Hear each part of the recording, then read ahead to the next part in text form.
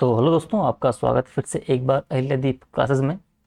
और आज हम देखने वाले हैं ड्राफ्टिंग का अंतिम सेगमेंट जो हमारा है वो है अपठित गद्यांश वाला।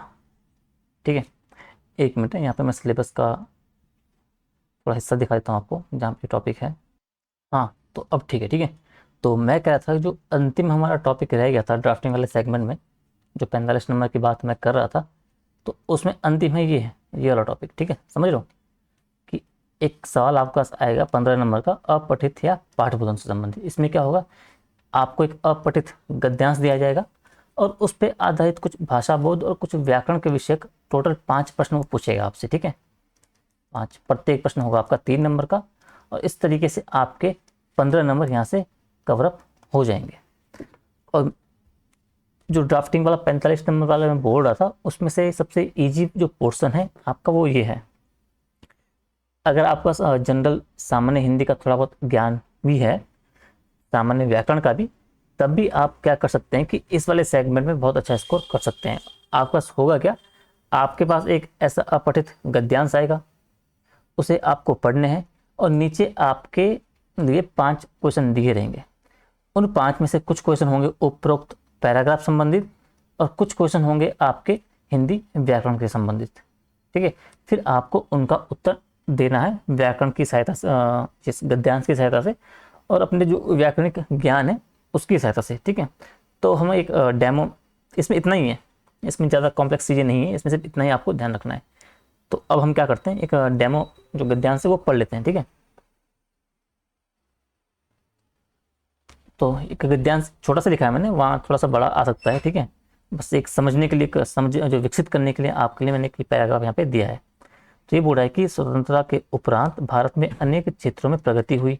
शिक्षा, विज्ञान, तकनीकी और अर्थव्यवस्था में भारत ने उल्लेखनीय उपलब्धियां प्राप्त की हैं, परंतु सामाजिक समानता और पर्यावरण संरक्षण जैसे क्षेत्रों में अभी भी बहुत कुछ करना शेष है। ठीक है, ग्रामीण और शहरी क्षेत्रों में असमानता, शिक्षा और स्वास्थ्य सेवाओं तक पहुंच में कमी और बढ़ता हुआ प्रदूषण कुछ ऐसी चुनौतियां हैं जिनका सामना देश को करना पड़ रहा है। ठीक है, सरकार ने इन समस्याओं से निपटने के लिए कई योजनाएं शुरू की हैं, जैसे बेटी बचाओ बेटी पढ़ाओ, स्वच्छ भारत अभियान, डिजिटल इंडिया अभियान। इन योजनाओं का उद्देश्य क्या है कि सामाजिक और आर्थिक विकास को बढ़ावा देना है। ठीक है, फिर भी इन योजनाओं के प्रभावी कार्यान्वयन के लिए जन सहभागिता और जागरूकता की आवश्यकता है।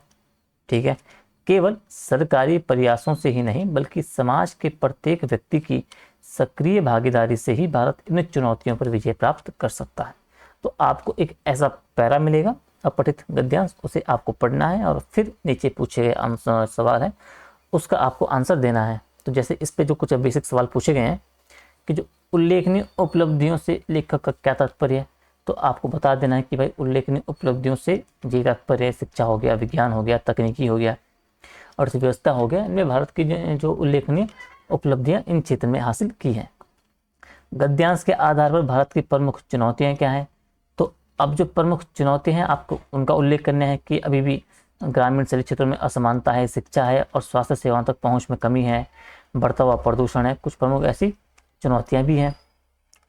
स्वच्छ भारत अभियान का उद्देश्य क्या है, अब यहाँ पे साथ ही साथ आपको स्वच्छ भारत अभियान का उद्देश्य बताना है। इस पैरा में तो नहीं है, लेकिन आपको थोड़ा बहुत पैरा की सहायता से लेके और खुद अपना जो सामान्य सा जो ज्ञान है उसकी सहायता से आपको इस सवाल का उद्देश्य उत्तर देना है कि स्वच्छ भारत अभियान क्यों लाया गया है भाई, कि भारत को स्वच्छ रखा जाए, अपने वातावरण को स्वच्छ रखा जाए, अपने देश नगर शहर को स्वच्छ रखा जाए, बीमारियों से छुटकारा मिले। इन सब चीज़ों को लेकर आपको एक उत्तर लिखना है।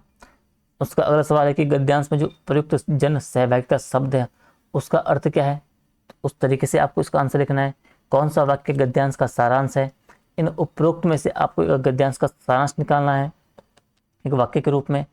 और फिर एक दो सवाल क्या होंगे आपको व्याकरण से संबंधित, या फिर संधि को लेकर पूछेगा या समास को लेकर पूछेगा या उनके अर्थ विलोम, किसी भी तरह से वो पूछ सकता है। तो यहाँ पे उसने पूछ लिया कि सामाजिक समानता में कौन सा समास है, तो इस तरीके से आपको समास उत्तर देगा। तो उत्तर मैंने यहाँ पे लिखे हुए हैं इनके कि पहला का उत्तर वही है कि शिक्षा, विज्ञान, तकनीकी, अर्थव्यवस्था में प्रगति, उल्लेखनीय उपलब्धियां हैं। यहाँ पे ग्रामीण शहरी क्षेत्रों में क्या समानता, शिक्षा है, स्वास्थ्य सेवाओं की कमी है, प्रदूषण है, तीसरा पर्यावरण संरक्षण है आपका, चौथा उसका जन सहभागिता का मतलब है कि सामूहिक भागीदारी होगी आपका। और भारत ने क्या किया, स्वतंत्रता के बाद प्रगति की है, लेकिन सामाजिक और पर्यावरणीय चुनौतियां बनी हुई है जिन्हें सरकारी योजनाओं और जन सहभागिता से हल किया जा सकता है, और जो समाज है उसमें कर्मधारय समाज है। समझ गए? तो इसमें आपको सिर्फ इतना ही करना है, ठीक है। ये मैंने एग्जाम्पल यहाँ लिख दिए थे, नहीं डालो। तो इसमें आपको इतना ही करना है, इतना ही जानना है आपको। बेसिक आपको जो ज्ञान है आपका हिंदी का, उसके आधार पर आपको जो गद्यांश वाला जो सेगमेंट है 15 नंबर का, उसमें आप बड़ा अच्छा स्कोर कर सकते हो और अपनी रैंक डिसाइड कर सकते हो। तो ये वाला पैरा वाला जो क्वेश्चन आपको आएगा, इसे बड़े ध्यान से करना है, ध्यानपूर्वक करना है, इसमें ज़्यादा से ज़्यादा स्कोर करना है, ताकि आप अच्छा सा अच्छा परफॉर्मेंस करने के बाद इसमें एक अच्छा सा डिसेंट स्कोर आप ला सको, ठीक है। तो जो ये अपठित गद्यांश वाला सेगमेंट है, इसमें कुछ ज़्यादा आपको करना नहीं है, इसमें कुछ ज़्यादा बताने के लिए है भी नहीं।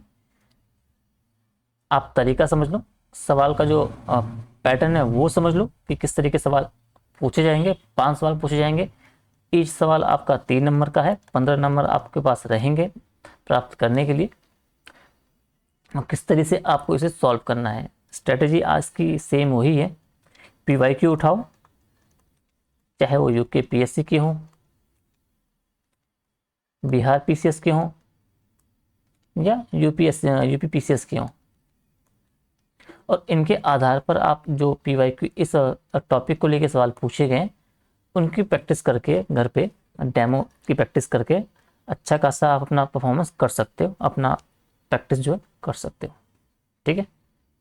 तो ड्राफ्टिंग वाला सेगमेंट जो आपका है यहाँ पे समाप्त होता है, ठीक है। ड्राफ्टिंग वाला हो गया आपका समाप्त, ठीक है।